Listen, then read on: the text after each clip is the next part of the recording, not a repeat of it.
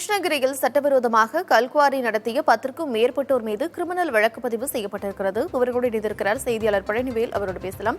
பழனிவேல், வழக்கினுடைய விவரம் என்ன? கார்த்திகா, கிருஷ்ணகிரி மாவட்டத்தை பொறுத்தவரையில் 300க்கும் மேற்பட்ட கிரானைட் மற்றும் சாதாரண கல்குவாரிகள் இயங்க வருகிறது. சாண்ட், ஜல்லி மற்றும் கற்கள் இங்கு உற்பத்தி செய்யப்பட்டு தமிழகம் உட்பட பல்வேறு மாவட்டங்களுக்கும் அண்டை மாநிலங்களுக்கும் விற்பனை செய்யப்பட்டு வருகிறது. இப்படி வெட்டி எடுக்கக்கூடிய அந்த கிரானைட் மற்றும் சாதாரண கல்குவாரிகளில் விதிமுறைகள் அதிக அளவில் மீறப்படுவதாக குற்றச்சாட்டு ஏற்பட்டது. குறிப்பாக பாத்தீங்கன்னா, கடந்த 2014ஆம் ஆண்டுக்கு முன்பு கிருஷ்ணகிரி மாவட்டம் காவிரிப்பட்டினம் அருகே இருக்கக்கூடிய பாலக்குடி, அதே போல் கிளமங்கலம் அருகே இருக்கக்கூடிய நாகமங்கலம் போன்ற கிராமங்கள்ல இந்து சமய அறநிலைத்துறைக்கு சொந்தமான நிலங்களில் சட்டவிரோதமாக கல்குவாரிகள் வெட்டி எடுக்கப்பட்டிருப்பதாக குற்றச்சாட்டு எழுந்தது. இந்த குற்றச்சாட்டின் அடிப்படையில் 198 கோடி ரூபாய் அபராதமானது விதிக்கப்பட்டிருக்கிறது. இந்த நிலையில் இது தொடர்பான வழக்கு சென்னை உயர்நீதிமன்றத்தில் நடைபெற்று வருகிறது.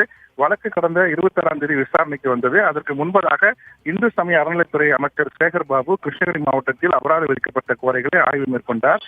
வழக்கை விசாரித்த சென்னை உயர்நீதிமன்ற நீதிபதி கிருஷ்ணகிரி மாவட்டத்தில் இருக்கக்கூடிய அரசு அனுமதி அளித்த குவாரிகள் மற்றும் அனுமதி இல்லாமல் சட்டவிரோதமாக செயல்படக்கூடிய குவாரிகளை முறையாக இயங்குகிறதா அல்லது சட்டவிரோதமாக நடைபெறுகிறதா என்பது குறித்து சேலம் சரக டிஐஜி, கிருஷ்ணகிரி மாவட்ட ஆட்சியர், அதே போல் காவல் கண்காணிப்பாளர் ஆகியோர் தலைமையில் கூட்டாக ஆய்வு மற்றும் சோதனை மேற்கொண்டு முழு அறிக்கையை ஆகஸ்ட் 30ஆம் தேதி நீதிமன்றத்தில் தாக்கல் செய்ய வேண்டும் என உத்தரவிட்டது.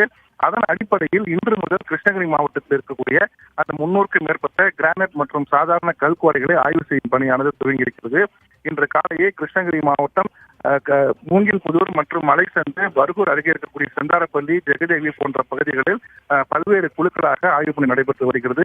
சேலம் சரக டிஐஜி உமா, கிருஷ்ணகிரி மாவட்ட ஆட்சியர் சரைவு, மாவட்ட காவல் கண்காணிப்பாளர் தங்கதுரை, கனிம மற்றும் சுரங்கத்துறை அதிகாரி ஜெயபால் ஆகியோர் தலைமையில் வருவாய்த்துறை, சுரங்கத்துறை போன்ற அதிகாரிகள் இந்த சோதனை ஈடுபட்டிருக்காங்க.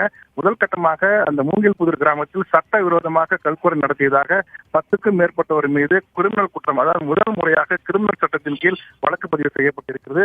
அதே போல் அபராதம் விதிக்கப்பட்டவர்களுக்கு வருவாய் வசூல் சட்டத்தில் அபராத வசூல் பண்ண மாவட்ட ஆட்சியர் உத்தரவிட்டிருக்காங்க. கார்த்திகா, விவரங்களை வழங்கியமைக்கு நன்றி பழனிவேல்.